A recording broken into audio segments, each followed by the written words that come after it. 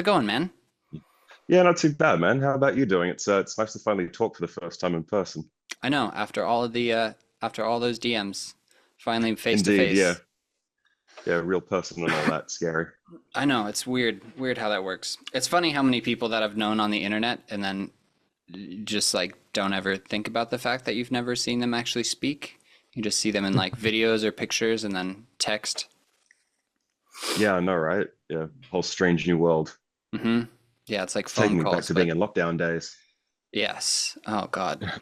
That was a weird dream. So let's start back at the beginning, and then we can get into some details on what's going on currently and upcoming. But I Indeed. guess the basic groundwork would be what inspired you to start on your own journey in the world of music. Um, so I've been kind of musically involved since I was a fairly little kid. My mum got me into the concert band playing drums when I was in primary school, about 7 or 8 or so, and did that most of the way through school. And then picked up bass guitar when I was at the end of school. Played in a whole bunch of bands after school, mainly kind of like industrial metal and like alt rock and grunge and stuff like that. But I ran into too many rock stars, shall we call it, my band experience, and it kind of sucked the joy out of a little bit of it for me.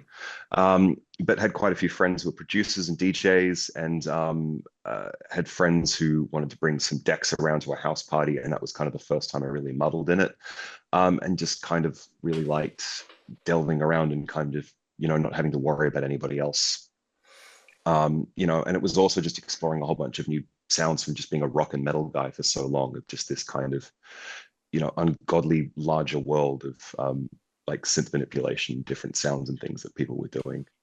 Um, so yeah, it's been quite a change from how I started off with music to how I am now. I think if you told the 17-year-old me that I was running nightclubs and playing dark baked music, he'd have a very strange look on his face. Yeah, that's fair play. So just like Mm. the common struggle that bands tend to face at some point in their careers, where like clashing egos make focusing on the actual art more and more difficult.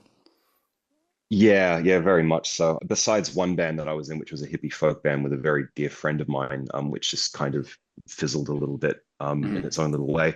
I just unfortunately had the very bad luck of joining bands with people that had some fairly unnecessary egos, and didn't like the limelight being taken from them. And all but one of those bands ended fairly dramatically. And that's something I've really liked about DJing, is just kind of having the just in my selfness to kind of pal around with my own things instead of, I mean, the normal problems that come with bands of just like juggling between everybody with what they want and getting five people in a room and all that kind of method. So Absolutely. I've just it's been nice in the sense of the simplicity of it.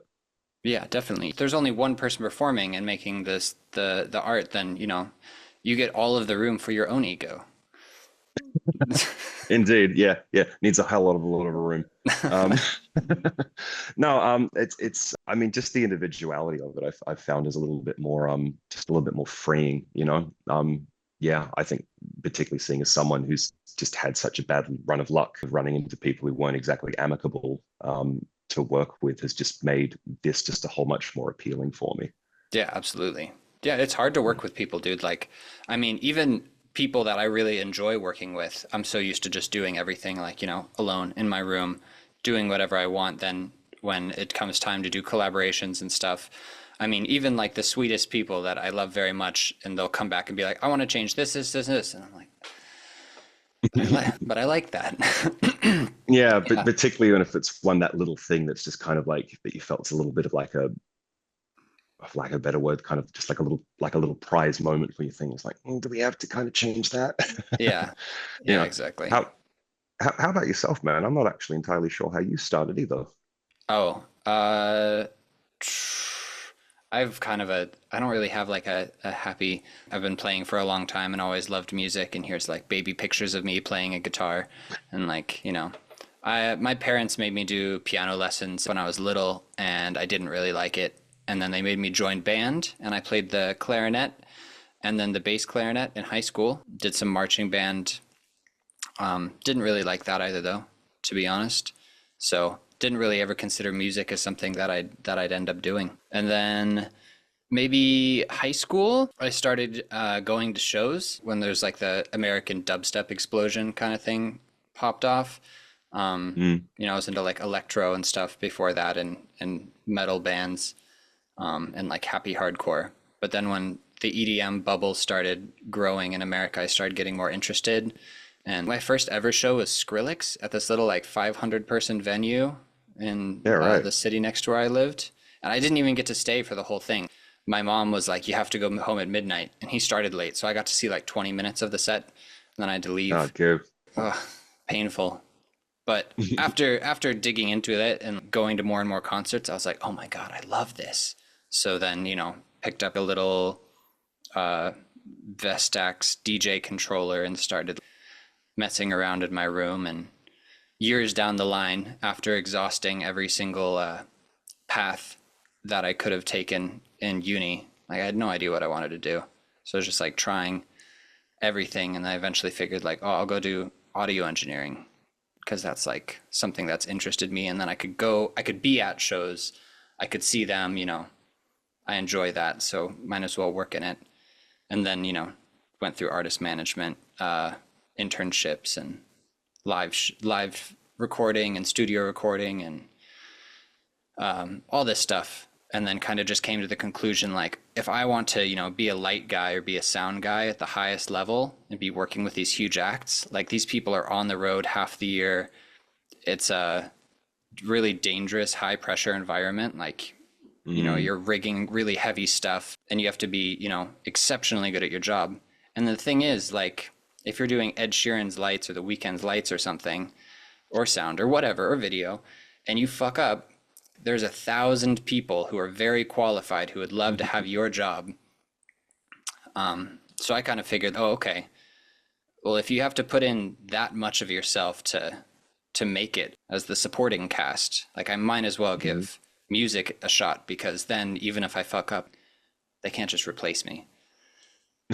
Yeah, no, I get you. But I mean, there's also another aspect of touring life is just the amount of social sacrifice that you give up. I mean, it's incredibly long days for the most part, which are, how some people do it, I just have no idea.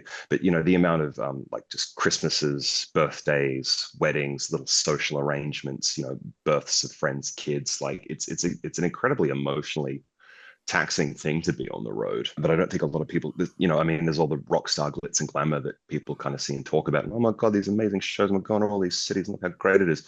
But it's a sacrifice to do it. And I don't blame anybody for kind of stepping the toe in the door and realizing, wait, this isn't actually what I want to do, because you've either really got to love doing it or you're a bit of a masochist. Yeah, definitely true. That's a lot. Big days. I haven't dug into it. I've like worked adjacent to it and heard people's stories. So Mm. we'll see over the next few years how this develops. Have you done much touring yourself? I've only done little bits and pieces, and it's only been fairly local to the east coast of Australia. So I actually recently did my first production management gig last week, Oh yeah. which was with an Italian band called Massimo Ranieri. It was a very small tour. We had two shows down in Melbourne. One was at the casino down there. The other was at the Palais Theatre, which is a very, very old cinema palace, which is now a theatre space. And then we had one show up at the Opera House. So three shows, only very small. Um, Massimo is a fairly big deal back in Italy, so it's all kind of touring crew who've come over here are used to shows 3, 4 times bigger than what we were doing them. Language barrier was a little bit difficult. Some few cultural differences were a little bit difficult in the way they handled things, but I got through it okay. Mhm. But my main thing, which I do I suppose for the reference, I've worked in the industry as in live entertainment and music for 13 years now. My main bulk of it has been as a venue technician. I work at a venue called the State Theatre in Sydney, which is another old cinema palace, which is now a venue space. And that's where I spend the vast majority of my time. But yeah, going out on the road is only something I do kind of once every blue moon. I'm fairly stable in Sydney, just taking care of the shows that roll in and out of my own venue. Yeah, but that was actually was going to be one of my next questions for you. Just like what fields have you explored within the music industry? Like obviously event promoter Hmm? and DJ, you're in bands, and then also your day job, as it were, or night job. Um, Yes, it is mainly night job. Yeah. so like, have you dug into other things beside that, or has it mostly just been what you just talked about? Originally out of high school, knew I wanted to do something with music, but I wasn't like, I mean, I kind of had the classic rock star image in my head of being a silly little kid. I'm gonna go out, my band's gonna bloody change the world and all that kind of stuff. That's you know, right. um, yeah, fairly typical high school daydreamy kind of stuff. Hmm. But got out of it and really didn't know exactly where I wanted to go and wanted to do for it. I studied at the Australian Institute of Music for about a year and a half in music composition and studio production. But around that time, I also got into a few sub-hire labor companies that work in the industry. It's just kind of spare hands working on bigger shows, helping with the setup and the pack down, and a few specialist jobs in between Like, there as well. And did that for quite a while. And that had its amazing moments. You treat it a lot of the time like it's fairly grunt worky kind of stuff, but on that same thing, I've worked on some of the biggest world tours that came through Sydney for the 5 odd years that I did it. Everything from Beyonce to Adele to Guns N' Roses to like our own national big festivals of Big Day Out and Soundwave, which were the two like alt rock and metal ones, and Future Music Festival, which was like the big like dance music festival that used to happen here, along with a few others. So did that for quite a while, as well as just playing in local bands and helping quasi manage them and handle a lot of the social media stuff and like album design artworks and booking gigs and things like that. And eventually got settled into where I am at the State Theatre now, and I've been there for about 7 years. And my role there is as one of the back of house duty managers for that, is kind of being the head point of call for backstage of the venue while the shows and the pack downs happen. And have only recently fallen into promoting kind of by accident to kind of help facilitate my own DJing stuff, which thankfully has been pretty successful so far for what we do hell in yeah. this neck of the woods. Yeah. So what's like, which one is your favorite that you've dipped your toes into, you reckon? Um, hmm. Or has that changed over time? Honestly, probably DJing has been my favorite bit, just because it's purely personal and fairly cathartic. And I've also been someone who I think is fairly lucky to the most amount of DJ stuff, that what I do is just kind of letting me do my own thing. It's only been the last 8 months or so that I've come into being asked to play gigs where there's been a sense of limitations for what they want to do, whether that's stylistically or just kind of like, well, I mess around with this stuff and that's just not going to work in that environment. And it's been such a bit of a change that I've really enjoyed having this little box that I've been given for the last couple of events to fit in. Like there's a, a more traditional goth night, which I'm playing in July, and had to sit and talk down with the promoter with that. And he's like, there's a lot of stuff you muck around with that you can't do just because it won't fit a goth environment. And having a look through, it's just like, was one of those realizations of just how much R&B influenced stuff I've been putting in my music and the sets. And that, just I've just been really liking that as kind of just like that idea of kind of like having a set of walls gives you more creative freedom and having every option in the world, if that makes sense. No, 100%. Limits Yeah. are like one of the greatest benefits to creativity, I think. Oh yeah, very Yeah. much so. And I've been founding that with this. It's I suppose for anyone called watching, it's a nightclub event called Halo. It's happening at the Oxford Arts Factory on July the 6th. Come along, it's going to be a fun night.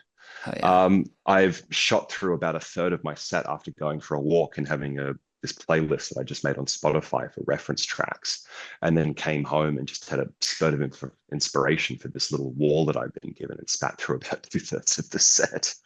And Fuck now I'm yeah. very much trying not to touch it so I can still have it be fresh closer to the date, because it's still 3 bloody months away, or two Yeah. and a half, or whatever it is. God, I wish I was prepared 3 months before. I've got 3 weeks and I'm like, I keep going through and I'm like, oh, I want to like make some, I was like, this song would be good here. And I was like, I don't have that song. And I was like, I wonder if I have enough time to make it. I just got to make like a build up and a drop and then something to mix out with. Mm.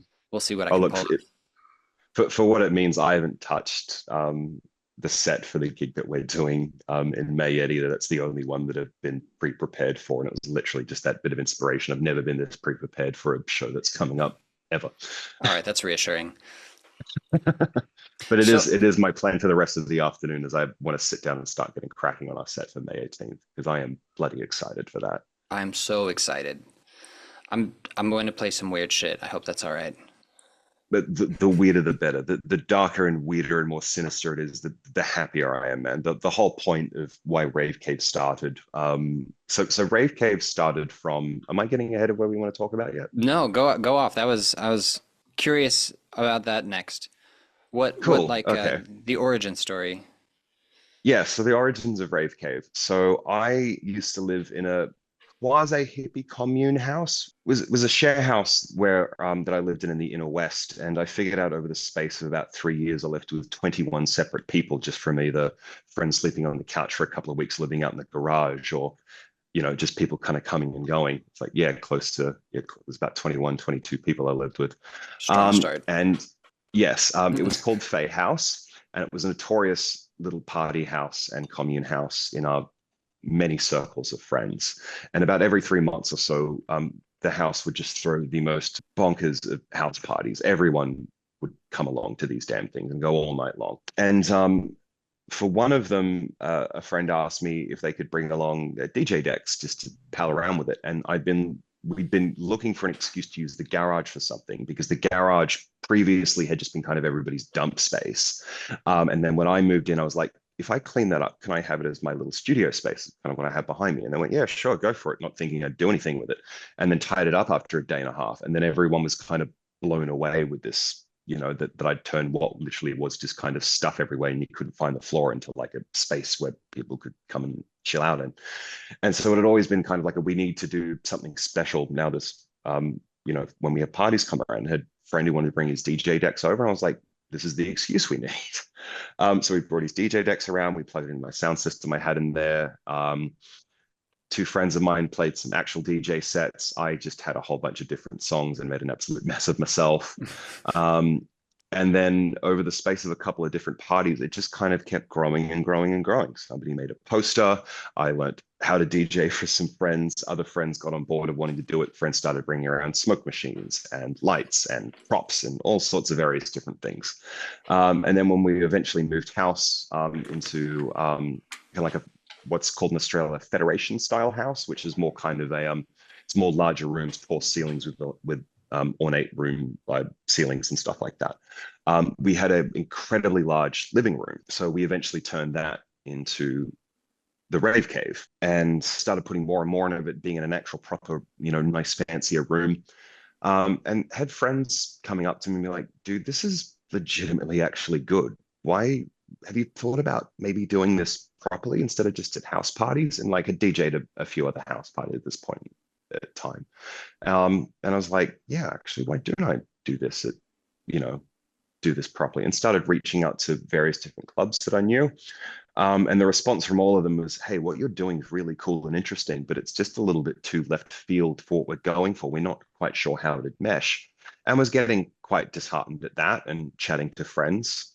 And I'm pretty sure it was Alicia Mayhem, who always DJs at Rave Cave with me, was like, dude, you do realize people meant what we're doing in general, not just you. Like, if everyone's kind of saying your stuff's a little bit too weird, why don't you just do your own thing? And I was like, yeah, actually, why did I do my own thing? And so hunted around a whole bunch of different venues that I knew, and quite naturally, with it just being kind of like hey, we're a house party and we want to do it legit, didn't get many responses back. But it doesn't exist anymore. But there was a little bar in the middle of Enmore called the Blue Fig Bar, which had a capacity of 42 people, who were very generous and went, yeah, you know what? Let's give you a chance. It's all free entry.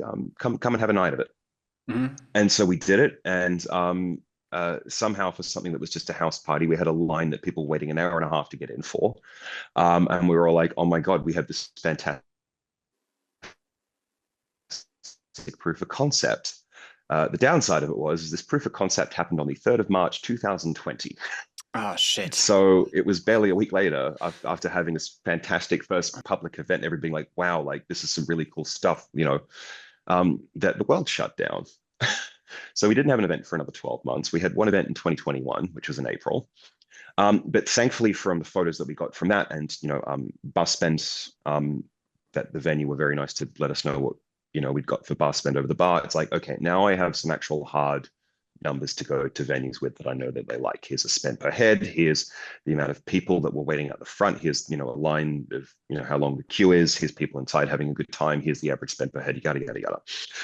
And so that got us into a proper venue, which is called the Oxford Underground, which is up on Oxford Street, which is like our main LGBTQI plus like drag road where most of like queer events and nightclubs happen. So we happened right at the top of that. Okay. And the first one of those was sometime in 2022. And kind of that's where I, at least for myself, consider like the first nightclubby part of it happened. It was in a venue that could fit 250 people, with a proper sound system, proper decks, kind of proper everything, paying people in the door. And it's just kind of steadily grown from there, from kind of being an excuse from a friend to bring his decks around to liven up a house party to now flying you halfway across the globe, to come and be our first international headliner, Hell yeah. which is pretty chuff worthy, you Yeah. know. That's And well done, it's dude. no, thanks, man. It has really been quite endearing just to see how it's kind of organically grown. I've never intended it to be kind of like, let's raise this from, let's keep growing and growing. Let's have this be the biggest, baddest thing around. Rah, rah, rah. I just wanted an excuse to take this out of my living room and do it in a proper venue space with my friends who are already doing it. Like the last event we did are all people who've either played one of the original Rave Caves that were in the house party or were friends who just came along for it.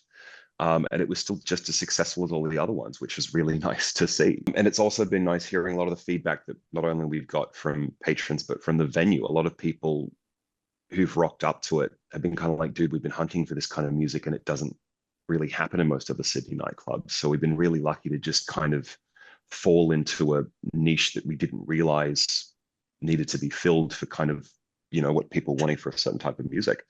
But also just the patronage have been really civil and lovely and just very lucky in just cultivating a very nice, friendly group of people who want to come. It's been a consistent remark from the security and the venue staff of all the venues we've played at that the people who come along are generally the most well behaved and the most civil and most respectful when, they've been asked various different things. We've never had anybody thrown out for anything, any violent kind of or mishaps or anything like that. I think the only time is we had two people that got a little bit too drunk, but even then the secos were like, yeah, it's time for you to go, and the people were like, no, no, no, we get it, we've had a little bit too much. So it's been really positive on all fronts, which has been a real blessing. That's so wholesome, man. So Yeah, it is.